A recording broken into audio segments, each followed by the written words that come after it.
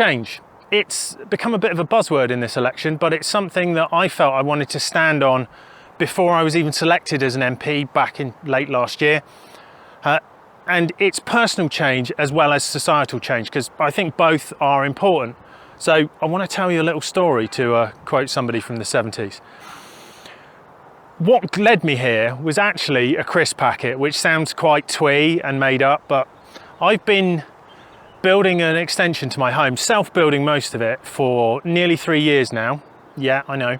And the early part of that was digging the foundations. And when I was doing that, I came across a crisp packet which had been left behind by the old builders. So it was underground. It looked almost new. I'll put it on screen, but it was just unbelievable that this had been in the ground nearly 50 years, because it looked like it had been out in the rain for maybe a couple of weeks. It was just a bit faded. If it hadn't been for the fact it was an old Golden Wonder design that looked like my childhood, I would never have believed it had been there that long, but it had. That led me to thinking about the impact of everyday small decisions we have. You know, you think a builder just throwing away a crisp packet, thinking nothing of it, and yet that could still be there 50 years later. It looked like it'd be there 1,000 years later and it would still be okay. During the course of building the house, I came across a whole load of other pieces of information, bit by bit, that ultimately led to me joining the Green Party and standing as an MP. The amount of waste that is generated when building something is enormous. If you've not built anything, I don't think you can understand the scope of it. Bear in mind, this is a small extension. It's not some, massive, great big mansion or anything like that. It's just a small ground floor extension and a dormer that I've added to the back of the house. And yet the amount of waste has been incredible. A statistic for you. Building waste accounts for about 60% of the waste we generate in this country, and that's not a surprise to me, because if you're building something large, the waste must be on an absolutely epic scale, and it's difficult to deal with. You've got mixed plastics and paper for bags. Everything needs to be separated. It's very difficult to do, and the building industry has made some improvements, but still has a lot of work to do.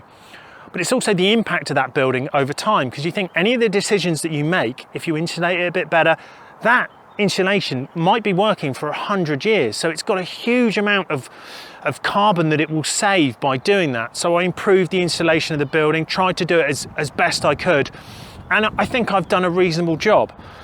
But the change that was bigger for me actually starts in my childhood.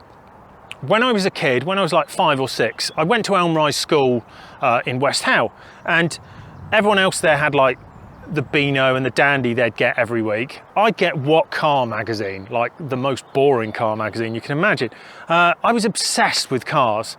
I changed my first engine on my own when I was 13, just bought a Haynes manual and had a go.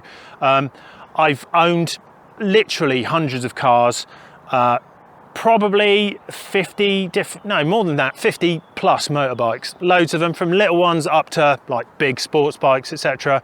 I think it's fair to say I'm pretty much obsessed with cars and motorbikes, and have been my entire life. They've been a common thread through all that. I love the independence they give you. I love the fact that when you're riding a motorbike, you feel connected to the landscape you go through. They are fantastic things.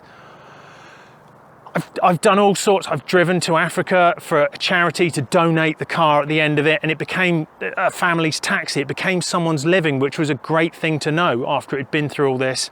I even took up rallying for a decade, so I did some sort of very amateurish rallying, although being inspired by driving through Bournemouth Gardens, I got to do that on the then Sunseeker Rally, and then even did Wales Rally GB as an amateur, but doing the full international rally in a car that ultimately I built myself. So I'm the car guy in my friend group. I know how to fix it. I'm the one who gets the phone calls when the cars go wrong and they go, "What's wrong with this? Can you help?" etc. I can probably fix just about anything on cars. But as part of this process, I realised something needed to change. And that was that I didn't want to be driving a fossil fueled vehicle anymore. The impact on the environment and on the next generation and so on's future is just too great. We need to stop doing this. So I took the decision to buy an EV, and it's not something I regret. It's been absolutely fantastic. It's been so transformational in terms of seeing how technology has moved on. It's not a milk float like some people will say. It's actually a really, really good car. It's clean, it's quiet, it's reliable, it's easy to drive. It's all the things you'd want. I'm going to do another video on EVs because this, as you may tell, is kind of my passion, and it's become part of a culture war, which certainly I don't agree with, and I kind of don't understand where people are coming from on this, but that's by the by.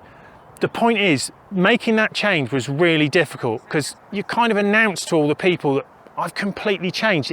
It was a hard thing to do, to say, yeah, you know all that stuff I said about how this was amazing? Well, part of it, completely changing it. A lot of people, you know, find that difficult. I found that difficult. There's been a few times in my life where I've made significant changes, and all of them have worked out for the better, but all of them were things where I was pretty scared doing them. This is one of them as well. I'll be honest, I find this is definitely next level in terms of everything that I've been doing so far. The point with the car is, it was something that needed to change, and there was a better future there, but I felt scared. And I think there are other political parties taking advantage of the fact that people feel scared about the future because changes are needed. And it's much easier to just go, you know what? I'm not going to change, I'm just going to stick with what I'm doing. But change can be for the better if it's the right kind of change. And I'm absolutely convinced that transitioning to a clean energy future where the activities we do don't contribute to climate change is the right thing to do. And the only party that's committed to that is the Green Party. Everyone else's plans are either just carry on as normal, as you're seeing from Reform and the Tories, or in the case of Labour, they've been watered down so far that while they'll make a difference, they're not going to make the difference that's needed for a better future for your children and a better future for the environment that's around us. So if you agree with that, then vote Green on July the 4th.